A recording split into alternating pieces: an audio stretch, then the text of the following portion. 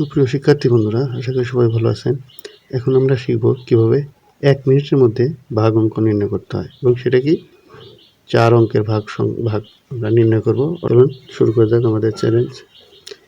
তাহলে 5 দিয়ে যদি ভাগ করা যায় 7575কে, সেক্ষেত্রে কত হয় আমরা এখন নির্ণয় করব। তাহলে 5 7-এর মধ্যে কয়বার যায়? একবার। 5 একে 5 থাকলো, বিয়োগ করলে 2, তাহলে 5 2-এর মধ্যে যায় না, 5 নামালাম। তাহলে 5 5 কত হলো? 25।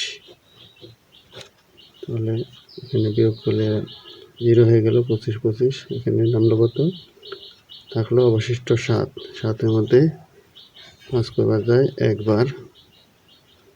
তাহলে আবার 5, তাহলে বিয়োগ করলে থাকে 2, তাহলে আবার 5 নামলো এখানে। 5 যেহেতু 2-এর মধ্যে যায় না, তাহলে 5 নামালাম। তাহলে কত? 5 বাদ দিলে 25, অর্থাৎ এটা হলো আমাদের উত্তর। আশা করি সবাই বুঝতে পারলেন 1 মিনিটে কীভাবে ভাগ অঙ্ক নির্ণয় করতে হয়।